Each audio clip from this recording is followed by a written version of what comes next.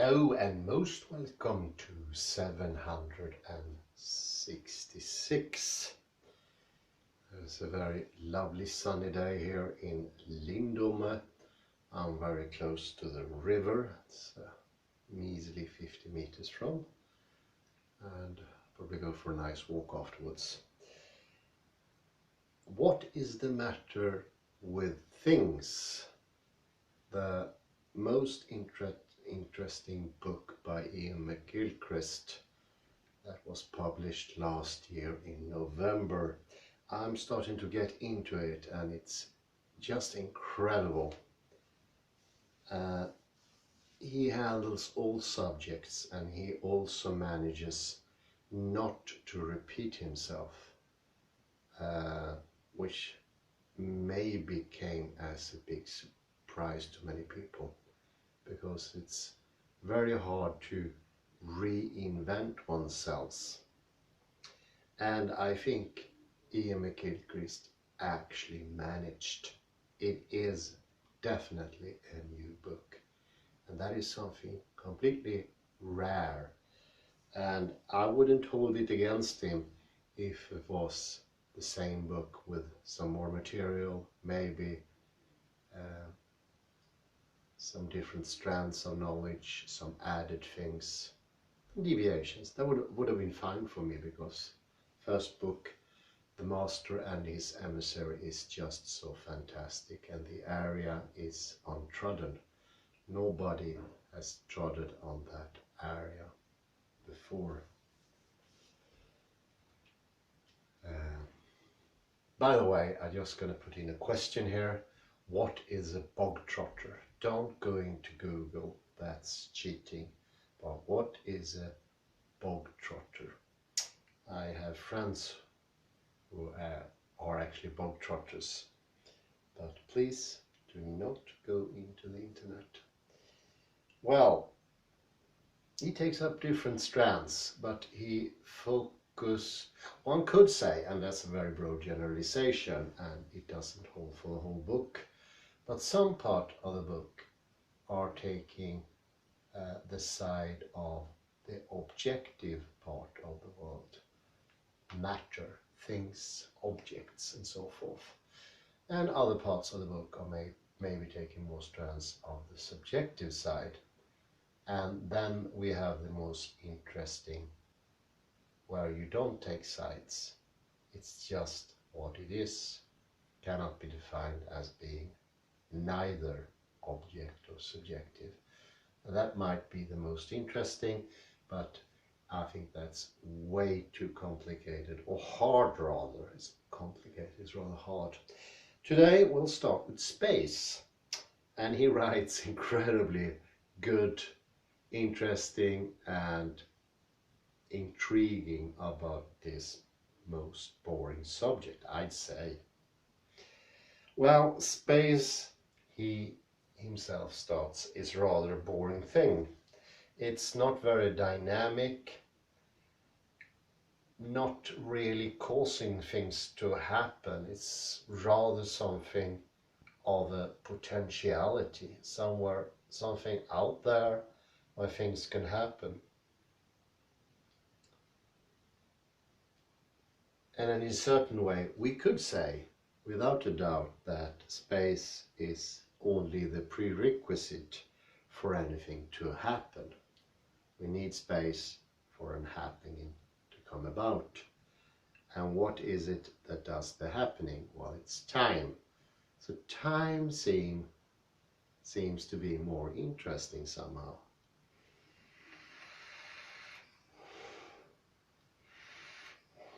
And time is more energetic, surprising. It's the very force that pervades everything, that makes a thing funny and engaging. It has always something new at hand. But the thing is, space has actually sides to it that isn't that boring. It is rather interesting. Let's go into dimension. most forgotten subject whenever anyone is talking about dimensions. And let's talk about depth. Depth is something rather, could one say, surprising in a bit. Almost like time can be surprising. You can say that the color of a girl's hair is deep and lustrous. And already here we see the depth aspect, making it more enticing, making it a bit more, I'd say. And it's rather interesting. This is sort of scorns our interest in something. Depth. It's enticing and it has something. But of course the very same depth could be experienced. For instance, if you read something, I read an article early on in the newspaper, it had depth to it. That is most enticing. That is something special. He could have written the whole article completely flat. Would have been accurate, could have been funny, could have been interesting in its way. But here it was depth. Of course, something very unusual in a regular newspaper, a daily publishing. Something usually saved for some exquisite magazines. But it had depth. He really worked that piece. He put in a piece of his soul, a piece of his own depth into the article.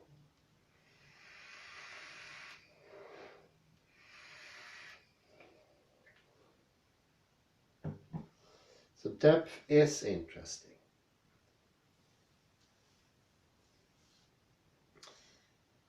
But we also speak about people, persons. They can have depth to them. Some people don't have much depth to them. Doesn't mean that they're boring. Doesn't mean that they're not nice people. They can actually be quite funny. But depth is a special quality. And this is very much connected to space. Some people will protest here, and I'd say directly, we know already scale is something of an invention. It's not that late of an invention. Scale, to be working, must fit its purpose, but you cannot generally say that there is a scale in reality. That's a mistake. That's a misuse of the word scale. Scale is important, and thinking about scale always existing is a misuse, and you sort of destroy the capability of the word scale. Something that Julian Barber showed.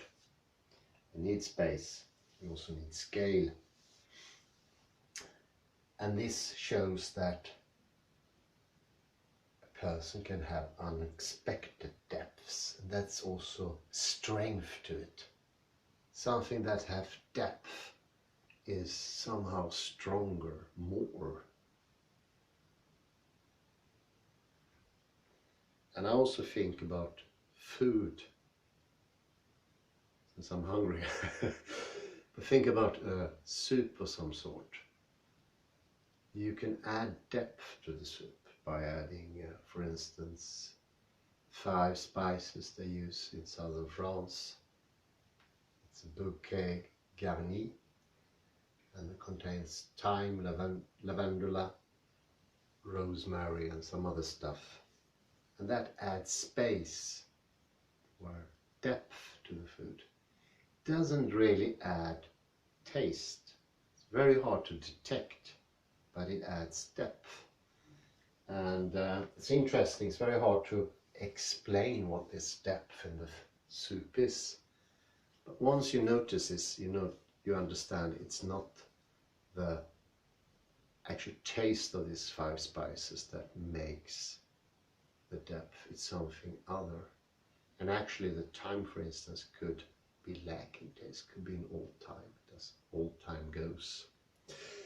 That is very interesting, and that you need to learn from experience. Before you really felt it or done it even better, you will think that's just adding of spice like salt and pepper and chili, paprika, the carrots. But depth is something special, and I hadn't felt the soup with depth until I tried one in southern France on my first interrail, and I was amazed by it. But it was a soup that was lacking in flavor, otherwise it could have been bettered. But it had this depth, and that meant everything. And that goes to show these expressions are space. They're not metaphor for space, they are actual space. The left hemisphere would say they are just metaphors or representation of space. They are different, they're different levels, they're not on the same scale. And the left hemisphere would say that's how you perceive it, it's not out there in reality. Well, wrong says science, and wrong says the right hemisphere. Well, as always, left hemisphere doesn't know what it's talking about. Well, it never does. It's not its character to know what it's talking about. But depth into a point. You can go into a matter, a subject that can have unexpected depths. I encountered that sometimes when I went in to look at things that don't really interest me that much, like economy, and all of a sudden I understand, wow, that adds dimension to the whole thing. It's a certain depth. And the first thing I encountered many years ago was this Wallenberg affair, and that was pure economics. Didn't interest me, but I didn't have anything else to dwell into at that moment. But that turned out to be one of the most interesting things. And that depth can be explicated in many, many different ways. And that's the interesting thing. If you get stuck in the explicit, you have very few options. And you also only get stuck in one aspect of the thing. Whereas you can have much more. There is more to depth. It means the explicit you already have, but adding a multitude or more. That's one of the things that makes depth so interesting.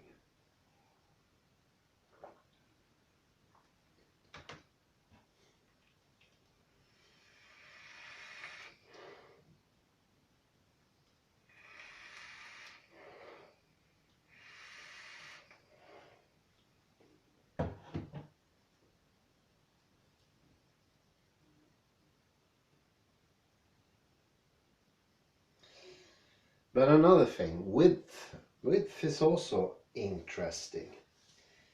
And carry on with the soup idea here.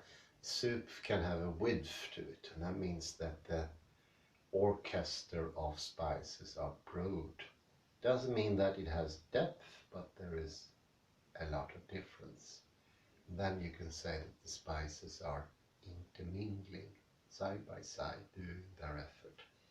And if you're very careful, you might sense them individually. Sometimes it's very hard, like the spice curry that actually consists of at least 7 different spices. Turmeric being one of them, and chili, and what else? Ginger. So that's loads of width in cooking, and there's also width in personal relation. If you say he is really wide or he has a wide heart, you can also say it in a more personal way. There is width, there is breadth, there's ample room for everyone. There's a Swedish saying, där det finns stjärterum finns det hjärterum. And it's a bit crude maybe, But it means that where there is space for the bum, there is also space for souls. And it's a very jovial saying. It means that to have width is to be allowing in some way more things to come in. It's an allowance, an openness. And I'd say, whereas depth adds dimension, width adds variation and distinction also. Go back to the soup, you can have distinct ingredients that play against the other ingredients. One of those soups are, what that's called in English? Jordärtskocka. I don't know what they're called. But without a doubt, a soup made of jordärtskocka, the jordärtskocka take a predominant role, but it's also playing against the lesser string quartet of spices that could be cilantro and peppers. Carrots usually play a very, very minor tone, but important though. It's a bit like the flute in the orchestra.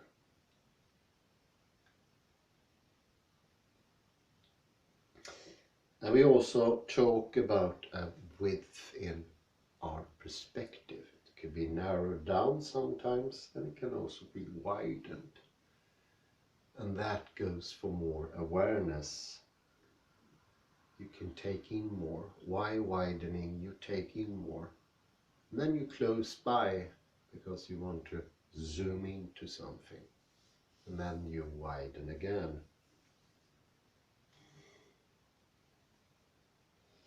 And when we widen, our spatial awareness becomes more distinct, more apt, more clear.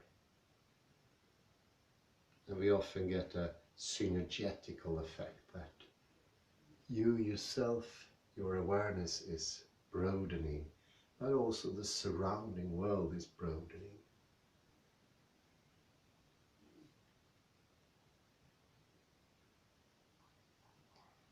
Usually in our daily life, the left hemisphere dominance means that we shut space out. We think everything is on one level. There's no difference in level. There's no depth, so to speak. And things don't stand side by side. They are excluding each other. Only one thing can take place. There is not the saying, if there is Hjärterum, there is Hjärterum. It's a shutting out of things. Things are sort of having predetermined spaces and doesn't make allowances for anything.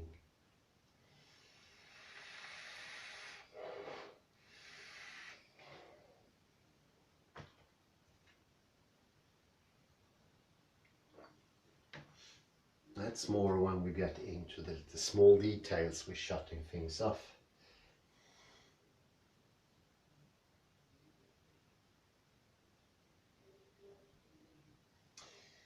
And this widening is also a backing, making distance in the way of seeing more. And then you can get closer and you have intimacy once more. So you're getting out and you're getting in. And this is a dynamic, and here you have the time ingredient. Won't get into time here. Say I take some quotes from the man himself.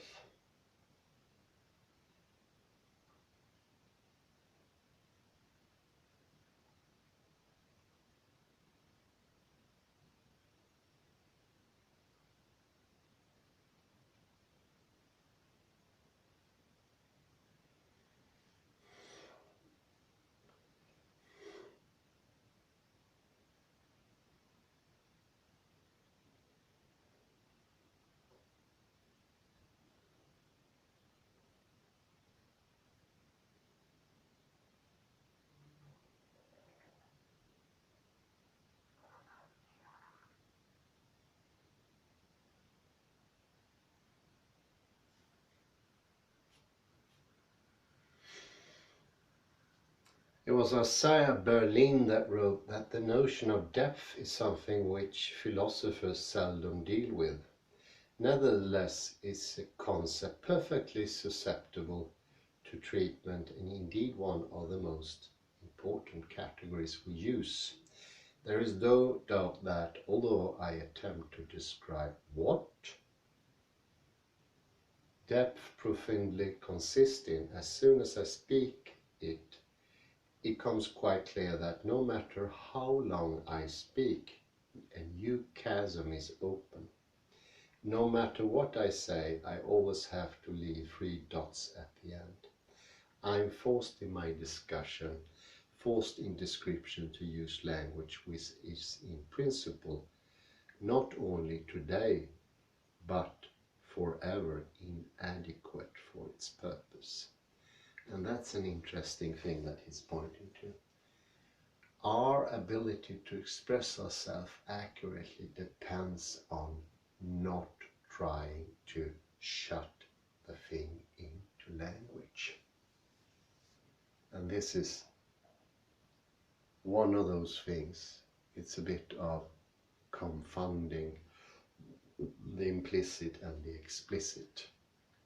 And that confusion, that mistake, to mistake what is explicit for the implicit, that's part of the problem.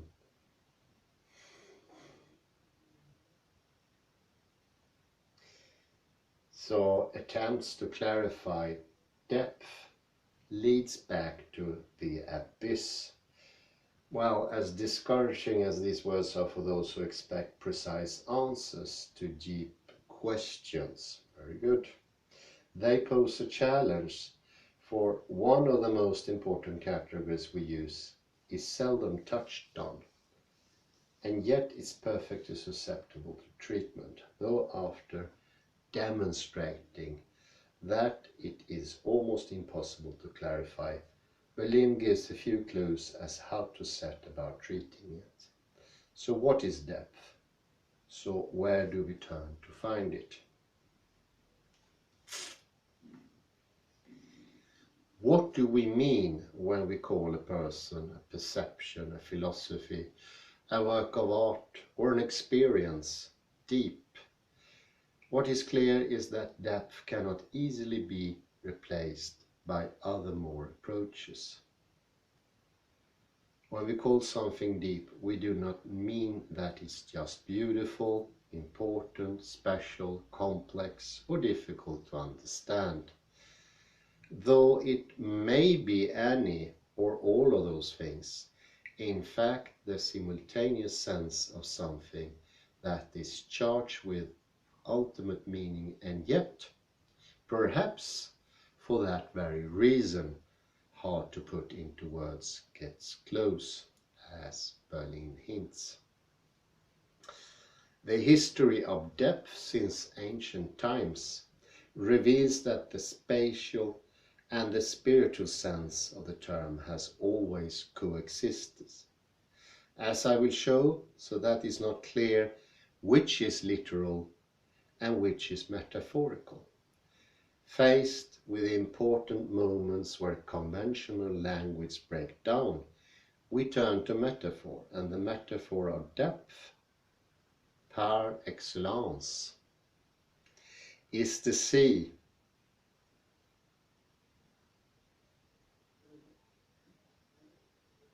As soon as the word deep was first used in the English language, over 1,000 years ago, it was already a word for the sea.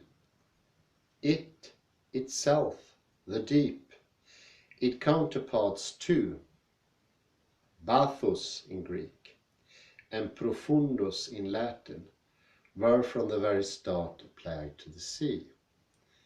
We call things that defeat our everyday grasp unfathomable. And that needs some explanation. A fathom is a measure for the depth of the sea. It's about this length.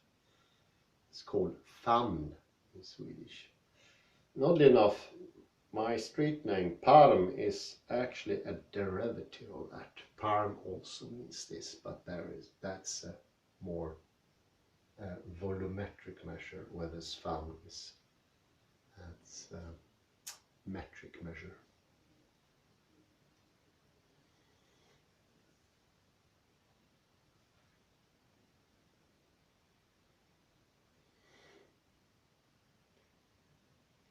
We call things that defeat our everyday grasp unfathomable. The sea, after all, is both creator and destroyer, the source of life and the end of it, the buoyant force, the upholder, and the endless space in which we drown. It is what connects land to land, yet divides each from each other.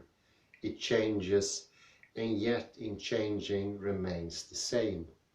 Etymologically, both bathus and profundus refer to the lowest part of foundation, or whatever it is we know. But they had a range of other implications. They could be applied to a cliff or a mountain, a deep cliff or a deep mountain of awe-inspiring proportions.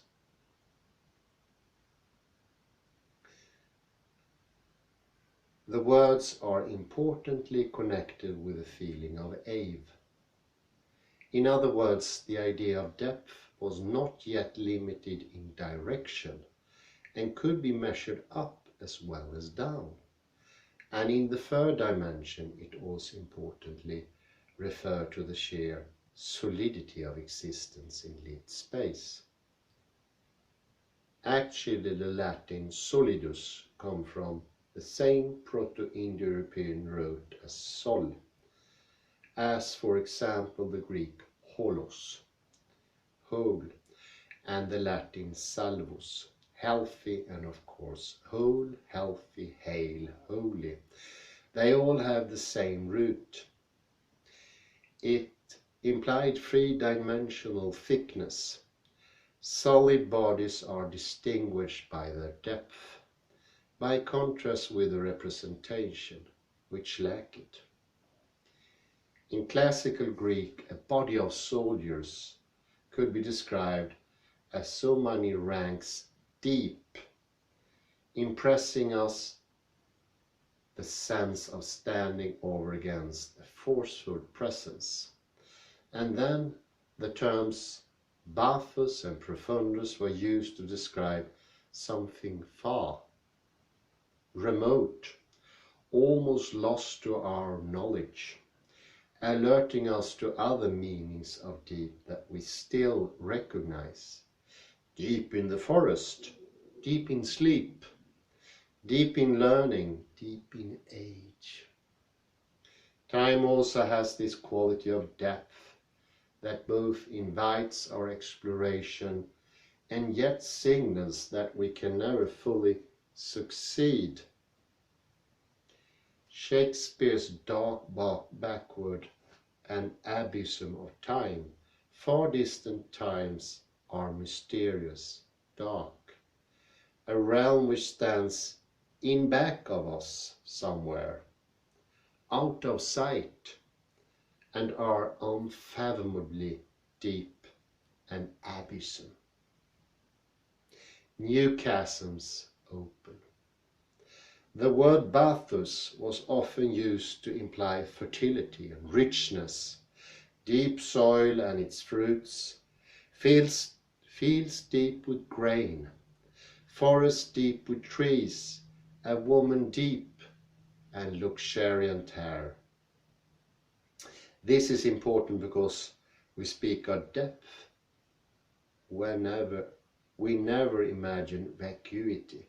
Indeed, we use those words as antonyms. It is depth that breathes, that has potential, that is generative, of something other than the familiar. Shunyata. And so there is depth of mind, of wisdom, the use already present in Aeschylus, the first Greek dramatist of ancient Greece. When we import the word profound from French in the early 14th century, speaking English now, it was first used in the metaphorical sense, referring to the mind, since we already had deep for the purely physical sense. It became literally only later, while a deep moving in the opposite direction by the 17th century was no longer just a sea, but according to the OED could signify a secret, mysterious, unfathomable, or vaster regional thought, feeling, or being. Depth is also quality of what we mean by soul, a quality not captured by any of our workaday categories of cognition or emotion. What deep is profound, awful, mysterious, solemn, not to be confined.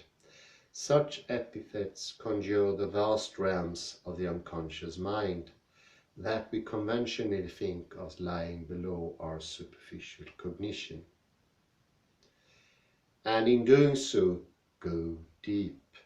Conscious thought, according to James and Bergson, is relatively superficial, if practically useful when compared with intuition and experience.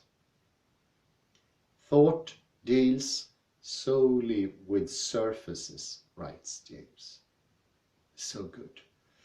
Thought deals solely with surfaces. I think I end there. This is too grand to take in, and imagine there are 1200 pages of this glorious, unfathomable richness of thought. I say thank you very much, and I bid you a really nice afternoon. Bye.